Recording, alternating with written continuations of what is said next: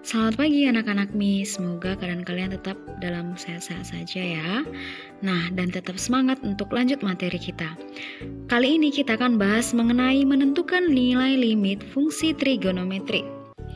Nah, sebelumnya, Miss mengingatkan kembali bahwa pada limit fungsi trigonometri ada teorema limit trigonometri yang khusus. Ada 4 untuk yang seperti ini khusus untuk yang sin dan tan. Jadi ketika ada limit T menuju 0, T per sin T itu sama dengan 1, dan limit sin T per T untuk T menuju 0 itu juga sama dengan 1, limit tan T per T untuk T menuju 0 itu sama dengan 1, dan limit T per tan T untuk T menuju 0 itu sama dengan 1. Nah, kita awali dengan membahas soal ini ya. Oke, untuk mengerjakan soal ini limit X menuju Pi per 2, berarti kita buat nilai limit untuk X menuju Pi per 2 itu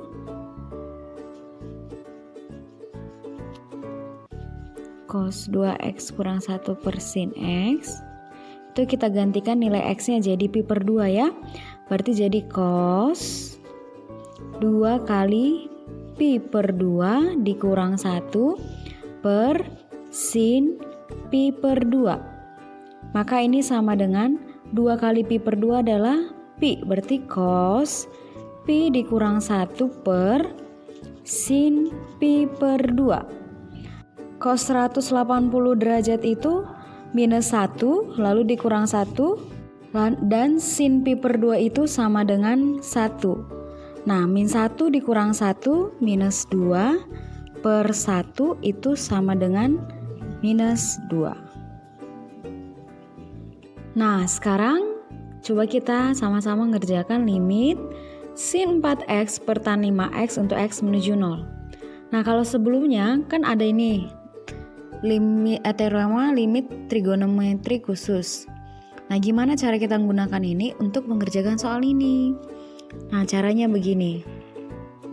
Ini kan menurut teorema limit, ini kan jadinya limit X menuju 0 untuk sin 4X per limit tan 5X untuk X menuju 0.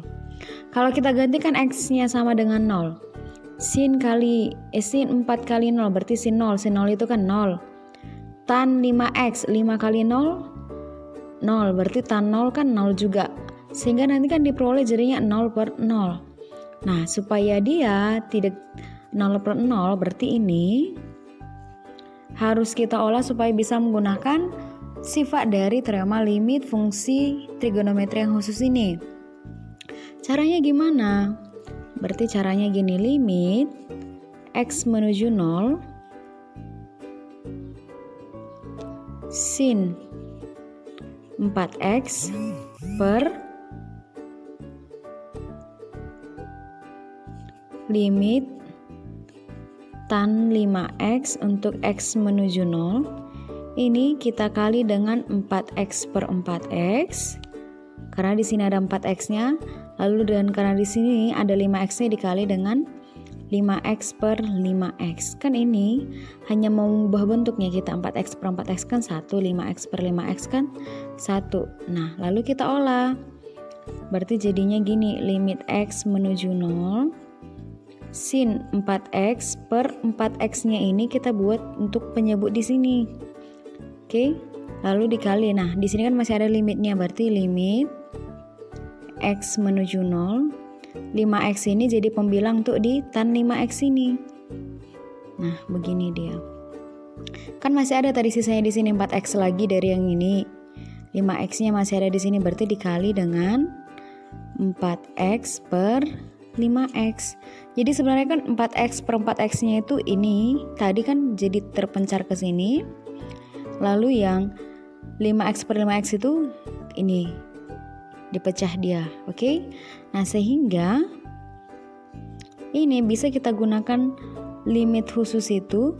Nah, ketika X menuju 0 kita misalkan aja kalau 4X itu sama dengan Y. Kita misalkan 4X sama dengan Y. Misalkan ya.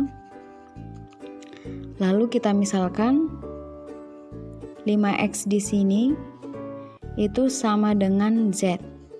Berarti kan ini jadinya limit sin Y per Y untuk Y menuju 0 dikali limit 5X itu kan jadi Z per tan Z untuk Z menuju 0 lalu dikali 4X per 5X ya. Nah sehingga ini kan bisa kita gunakan sifat atau teorema dari limit fungsi ini ketika ada limit sin T per T untuk T menuju 0 itu sama dengan 1. Berarti ini jadi 1 dikali ini juga 1 kan, karena ada sifatnya juga atau teoremanya.